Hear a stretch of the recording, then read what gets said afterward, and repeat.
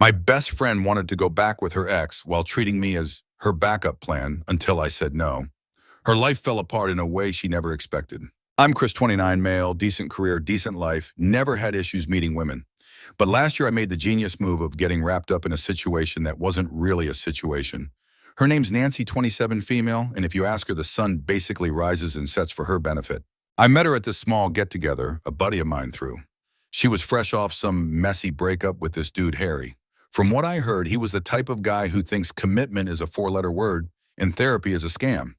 Apparently, he strung her along for 3 years, then dipped because he needed to find himself.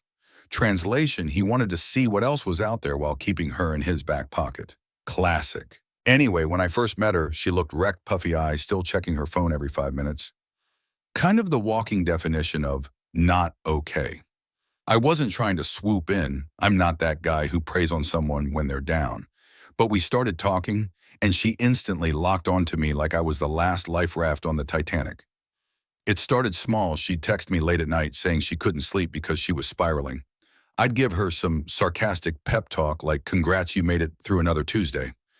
Gold star, and she'd laugh, calm down, and thank me like I'd just solved world peace. Then it escalated. Suddenly, I'm her emergency contact for everything. Car battery dead.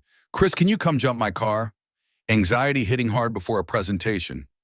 "Chris, can you drive me? I can't focus." Random craving for soup because she swore she was dying from a cold guess. Who she texted. Now don't get it twisted. I wasn't dropping my whole life every time she snapped her fingers. I've got a job that eats up 50 hours a week. I hit the gym. I've got friends. Sometimes I flat out told her, "No, I'm busy. You'll figure it out," and shocker, she always did. But yeah, I still helped more than I should have, maybe once or twice a week. I even bailed her out of some money issues like covering an overdue phone bill because she forgot. Not rent, nothing huge, just enough to keep her afloat. Thing is, she always came back, acting like she owed me her life. "I don't know what I'd do without you," over and over. If I had $1 for every time she said that I wouldn't need my paycheck. Here's the deal, though. The more she leaned on me, the more I caught myself looking at her differently. And trust me, I hate admitting that, because I knew damn well I was putting in way more effort than she ever would. But there were times when she'd smile at me, or thank me, or vent about how Harry treated her like trash, and I'd think, well, at least she knows I'm not him. My buddies called me out constantly, "Bro, she's treating you like her personal Uber/therapist. You think you're building some romance here, but you're just the safety net." I shrugged them off. I figured that they just didn't get it. Nancy wasn't just some random girl. She was smart, worked as a designer, funny when she wanted to be, and she could roast me back when I got sarcastic. I liked that. One night stands out, though. She called me at midnight because she thought she saw Harry's car parked outside her building. I told her it was probably just some random Toyota, but she swore it was him and she was panicking. Against my better judgment, I drove over. Surprise, no Harry, just a random car exactly like I said. And instead of apologizing, she just goes, "Well, at least you're here now." Then wanted to watch a movie together, like nothing happened. That's when I should have realized she was getting way too comfortable treating me like her on-call emotional support. But I didn't pull back. I told myself she needed it, and honestly, part of me liked being the guy she turned to. It felt important. Over the year, it became routine. She'd lean, I'd catch her. She'd cry, I'd listen. She'd rant about Harry. I'd make sarcastic jokes until she laughed. And in the back of my head, I convinced myself that patience was the smart move, that once she finally healed, she'd look around, see who had really been there, and realize it was me. Looking back, that's where I was dead wrong. Because what I thought was an investment, she thought was the default setting. To her, me picking up the pieces wasn't extraordinary, it was just Tuesday. Still at the 1-year mark, something changed. Nancy seemed lighter, happier, almost like she was finally moving past Harry. She texted more, asked to hang out more. Even made little jokes that felt borderline flirty. For the first time, I thought maybe my friends were wrong. Maybe this was leading somewhere after all. What I didn't know then was that I was setting myself up for the biggest slap in the face I'd ever get. But at that moment, I was blind to it. To me, things looked like they were finally turning around. Nancy started acting different. The constant 911 level emergency slowed down. She wasn't calling me at midnight freaking out about shadows outside her apartment, or texting me in the middle of my workday about how her life was falling apart because the barista spelled her name wrong. She still leaned on me, sure, but it wasn't as heavy, and honestly, I took that as progress. She was smiling more, laughing at her own dumb jokes, even making jokes at my expense in a way that felt playful instead of desperate. Like one day she texted, "I just realized you're basically my supportive assistant." Normally that line would have annoyed me, but she added a winky face and followed it up with, "At least you're good looking, so it evens out." I stared at that. One for a while. Was she flirting, or was I overthinking like an idiot? Then came the invites. Normally it was me checking in, asking if she wanted to grab food or watch something, but suddenly she was the one hitting me up. "Hey, want to go check out that new taco place? There's a street festival this weekend. You should come." Stuff that actually sounded fun, not just me being her emotional janitor. The vibe felt different, lighter, almost like we weren't just stuck in this endless cycle of her venting and me nodding. We were just hanging out like two people who enjoyed each other's company. For the first time since meeting her, I wasn't walking on eggshells around her emotions. She wasn't breaking down every other day, and I wasn't spending all my energy keeping her together. My friends noticed it too. We were out shooting pool one night and one of my buddies goes, "So what's up with Nancy? She actually seems normal lately. I think she likes you." I shrugged, tried to play it cool, but inside I was thinking, yeah, finally, maybe this is it. It wasn't just that she seemed happier. It was little things she said and did that made me think she was starting to see me differently. Like when we were out walking her dog and she mentioned totally casual, "You'd make a great boyfriend. You know, you're dependable." She laughed it off, but my brain grabbed that line and pinned it to the wall like evidence in a crime show. So yeah, I started to think maybe my patience was finally paying off. Maybe I wasn't just a safe option anymore. Maybe she was healing enough to actually see me for me. Then she texted me one Tuesday. "Let's go to dinner Friday, my treat, and not our usual spot. I want to try this new place downtown." Now we had our regular haunts, cheap sushi burger joints, pizza places, comfort food, nothing fancy. So when she suggested a nicer spot, I felt my heart pick up speed. This wasn't just grabbing a bite, this felt like something. I remember staring at that text way too long, trying not to overthink it. But come on, she wanted to go out of her way to a new place on a Friday night, and she was paying. Tell me how I'm not supposed to read into that. The rest of that week, I kept running the conversation through my head. How do I bring it up? Do I just say it straight out? "I like you. I've liked you for a while. I think we'd be good together." Or do I ease into it, test the waters, throw out a sarcastic joke like, "If I was your boyfriend, you wouldn't have to bribe me with dinner." I went back and forth about it nonstop. One part of me said, "Don't ruin it. Just keep riding the wave and see where it goes." The other part said, "Man, you've been in this for a year. You deserve to speak your mind." And for once, I listened to that second part. Friday rolled around, and I actually put effort into how I looked, not like I showed up in a tux, but I ironed a shirt, shaved, made sure I didn't look like I crawled out of bed. When I got to the restaurant, Nancy was already there, and she looked different. Not different, like new haircut or outfit, different like she had that glow people get when they're excited about something. She smiled big when she saw me, stood up, hugged me longer than usual, and for the first half hour, it felt perfect. We ordered, we joked, we even teased the waiter about how long the appetizers were taking. I was thinking, this is it. This is the night. When dessert came, I knew I had to just say it. I'd been sitting on these feelings way too long. I rehearsed the words in my head. "I like you not because you needed me, but because I see who you are underneath all the chaos." But right as I was about to open my mouth, she leaned in and said, "Chris, I have something to tell you too." And the way her face lit up, the way she looked at me, I was sure she was about to say the exact same thing I was. What came out of her mouth next flipped the entire night upside down. She smiled, leaned in like we were about to share some secret, and said, "Harry reached out last week." I just sat there staring at her, waiting for the punchline. It never came. "He's been going to therapy," she continued like this was the headline of the century. "He said he made a huge mistake letting me go.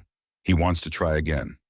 Now, if you've ever had someone kick the chair out from under you, that's what it felt like. But I didn't show it. I kept my face neutral, even though inside I was laughing at the absurdity. A year of me showing up, being her anchor, and here she was, glowing like a teenager over the guy who treated her like garbage. She was practically bouncing in her seat. "I know this must be weird for you, but he's changed, Chris. He's serious this time. He even wrote me this long letter explaining everything." I nodded slowly, taking a sip of water so I didn't say something that would scorch the whole restaurant. My brain was running at 100 miles an hour. One part wanted to flip the table and walk out. The other part wanted to sit back and watch her dig this hole deeper. "And I just want you to know," she added, "that no matter what happens with him, I still want us to be best friends. You mean so much to me. Honestly, I wouldn't have made it through the last year without you. Best friend, that word hit harder than anything. She didn't even flinch saying it like it was some kind of prize I should be honored to accept. I finally set my glass down and asked, calm as ever, so you're getting back with him? She lit up. We're going to take it slow, but yes, I think so. I know he hurt me before, but what we had was just different, passionate.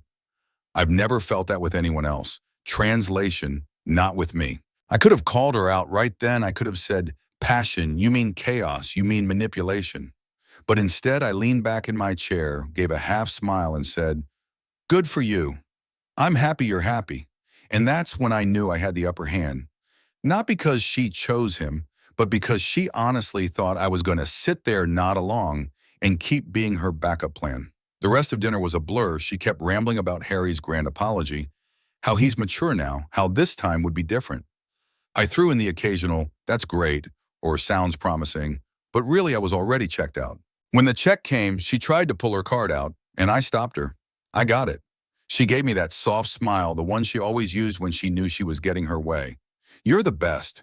Seriously, I'm so lucky to have a friend like you. Yeah, friend. I paid anyway. It felt cleaner to end the night on my terms because if I've learned one thing, it's this. You never give someone like Nancy the satisfaction of seeing you broken. Outside, she hugged me tight and said, I'll call you tomorrow. I want to tell you how our first coffee date goes. That's when it hit me. She wasn't telling me all this to hurt me. In her head, this was good news. She really thought I'd be thrilled to hear the man who wrecked her was back in the picture, and she really thought I'd stick around to cheer her on. I smiled back, kept my tone light. Sure, talk to you later, but inside I knew she'd never get that call answered. Driving home, I replayed the whole night, a year of my life spent listening to her cry, patching her up, making sure she didn't collapse under her own drama. And for what? So she could glow about the guy who threw her away once already. Here's the part that stung the most. She never once considered how I might feel, not once. In her mind, I was just the safe, reliable guy who'd always be there whether she was single or dating or marrying Harry. That's when I stopped feeling crushed and started feeling sharp. She wasn't rejecting me because I wasn't good enough. She was running back to the chaos because that's who she is, entitled enough to think she deserves the fireworks even if they burn her down. And me, I was done playing firefighter.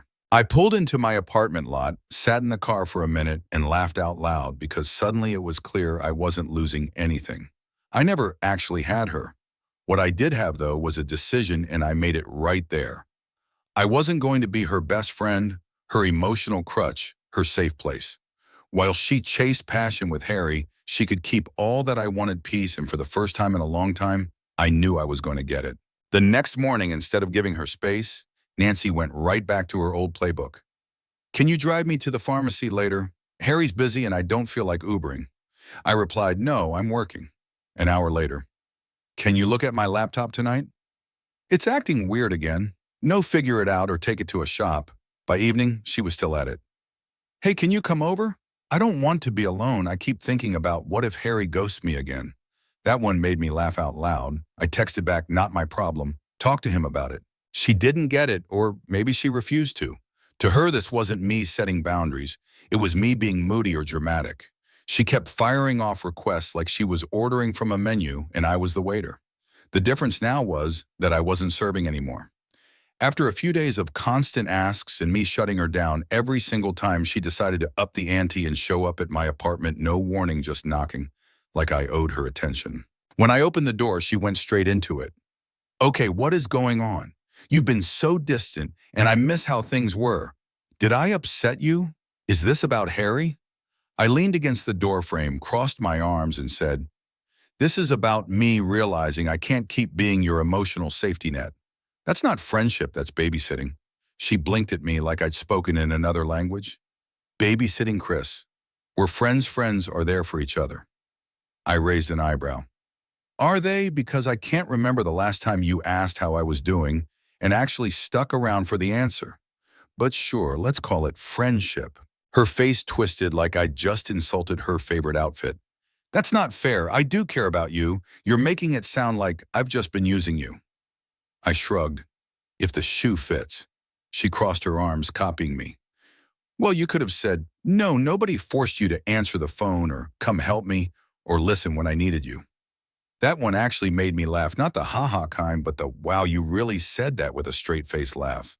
You're right, I said I could have said no, and now I am. Her eyes narrowed. So what, you're just going to throw away a whole year of friendship because I want to try again with Harry? Don't flatter yourself, I said, calm as ever. This isn't about Harry. This is about me finally realizing you don't want me as a friend. You want me as insurance. You want to play house with him and keep me on standby like a spare tire. I'm not doing that, she scoffed. Insurance spare tire. That's ridiculous, you're twisting things. No, I said, pointing at her. You are. You're trying to spin this like I'm abandoning you when really you're mad. I won't keep handing out free therapy while you chase passion with a guy who already proved he doesn't give a damn about you. Her voice went up a notch. Wow, that's cruel. I thought you cared about me. I stepped aside and motioned toward the hallway. I do care, that's why I'm not letting you drag me back into this cycle. I care about myself too, and I'm done getting drained so you can feel better for 5 minutes. For the first time since I'd known her, Nancy didn't have a comeback ready. She just stood there, arms folded tight, glaring at me like I'd betrayed her, like me setting boundaries was some kind of crime. Finally, she muttered, "You've changed." I smirked. Yeah, that's what happens when you stop being stupid. She shook her head, muttered something under her breath about me throwing everything away, and stormed out and slammed the door. Footsteps, faded silence returned. I sat down on the couch and just breathed, no guilt, no second guessing. For once, it felt like I'd played it exactly right. The old me, the guy who thought patience would pay off, would have caved, would have reassured her, promised I wasn't mad, gone right back to being her emotional crutch. But this version of me, the one who'd finally had enough, wasn't bending anymore. And the crazy part was, it didn't feel like losing something. It felt like gaining back control. She didn't want me as a friend. She wanted what she'd always had, the guarantee that no matter how messy things got, Chris would be there to mop it up. And when she realized that wasn't happening anymore, she got desperate. At one point, she actually texted, "You're overreacting. You love helping me. That's who you are."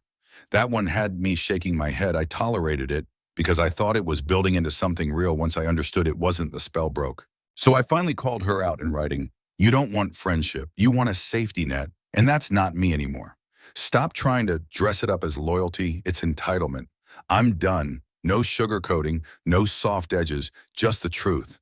She didn't reply, not right away anyway, but I knew it hit because for the first time in a year, the silence from her side was louder than any crying voicemail or needy text she'd ever sent me. And for the first time since I'd met Nancy, I felt completely free. It was like my brain had been running background apps for a year, and I finally closed them all. More energy, more focus, more peace. I actually started sleeping through the night instead of waiting for my phone to buzz at 2 a.m. with some crisis. My life was finally mine again. Meanwhile, Nancy was leaning fully back on Harry. From what I heard through mutual friends, they were parading around like some power couple who had overcome the odds, dinner dates, selfies, captions like, "Real love always finds its way back." It was laughable. I ignored it, let them play house. But not even 2 months later, the cracks started showing. Same story, different season. One of our mutual friends told me over coffee, Harry bailed on her birthday dinner last week, said he had work, but he was tagged at some bar with his buddies. I couldn't help but smirk. Did she really think therapy was going to turn him into Mr. Dependable overnight? Another update came a week later. She was crying at Jenna's place because Harry forgot to pick her up from the airport, left her stranded for 2 hours. Classic Harry, the guy never changed, and anyone with half a brain could see it. Of course, Nancy didn't have half a brain when it came to him. She had that twisted logic where the worse he treated her, the more she felt like fighting for it meant it was real love. Delusional doesn't even cover it. I wasn't shocked when the texts started again at first. They were casual, like she was pretending nothing happened. "Hey stranger, remember that taco place we went to last summer? I drove by it today. Hope you're doing good." I kept my replies short. Busy. Yep, all good. She didn't like that, so the messages escalated. "Can we talk? Things have been rough with Harry. I miss how we used to just hang out and laugh. I need my best friend back." That last one actually made me laugh. Best friend. I was her unpaid therapist, handyman, and chauffeur. She just didn't like paying full price now that I'd shut down the free trial. Then came the day she showed up at my apartment again. I knew she would eventually. People like her can't survive without a safety net. And when Harry flaked, I was the first number on her old speed dial. It was a Saturday afternoon. I'd just come back from the gym, feeling good when I heard the knock. I opened the door and there she was, red eyes, blotchy face, holding her phone like it was evidence in a murder trial. "Chris, can I come in?" she said, already stepping past me like she owned the place. I let her in mostly out of curiosity. She dropped her bag on the couch and went straight into it. Harry blew me off again. He promised we'd have a date night, but then he said he was too tired, and I saw he liked some random girl's photo online. And when I asked about it, he said I was being dramatic. I leaned against the wall, arms crossed. "Sounds familiar." She ignored my sarcasm. "I just don't understand why he keeps doing this to me. Why does he say he loves me, but then treat me like I don't matter?" I could see where this was headed. She wanted me to step into my old role, comfort her, tell her she deserves better. Let her cry on my shoulder, and a year ago I would have done it, but not this time. So I said flat as ever, "Your emotions aren't my responsibility anymore." Her head snapped toward me like she'd misheard. What I repeated it. "Your emotions aren't my responsibility. I'm not here to fix Harry's screw-ups or manage how you feel about them. That's between you and him." Her jaw dropped. "Wow, that's cold. I thought you cared about me." I shook my head. "I do care. That's why I'm not going to let you keep using me as a crutch while you chase the same guy who's been showing you who he is for years. You don't need comfort. You need to stop lying to yourself." She blinked like I'd slapped her. "You think I'm lying to myself?" "Of course," I said. "You act like you don't know who Harry is, but you do. You just don't want to admit you'd rather have chaos with him than stability with anyone else. That's your choice. Own it, but don't drag me back into it." She sat there stunned for once. She didn't have a quick comeback. Then the tears started again, and I could feel that old instinct kicking in the part of me that wanted to comfort her. But I stayed where I was. "Chris, please," she whispered. "I just need someone to be here for me." "No," I said simply. "You don't need someone. You want me to play my old role, and that role is retired. I'm not the backup boyfriend. I'm not the safety net. I'm done." She stormed out, and I didn't stop her. As soon as the door clicked shut, I felt it again. That same wave of freedom I tasted when I first pulled away, but this time it was stronger because I knew I'd just broken the cycle completely. Nancy could run back to Harry. She could run to a dozen Harrys, but she wasn't running back to me. And for the first time, I wasn't just free, I was in control. I thought that was the end of it. Nancy had Harry, I had my peace, let the credits roll. But people like Nancy don't fade into the background. They hate losing their spotlight. It started with the predictable text, "Hey, I've been thinking a lot. I owe you an apology." Ignored. Then therapy made me realize how much I took you for granted. "Can we talk?" Ignored again. Finally, "Please, just coffee. I miss having you in my life." That one made me laugh, not because it was funny, but because I could practically see her typing it with Harry passed out on her couch after blowing her off again.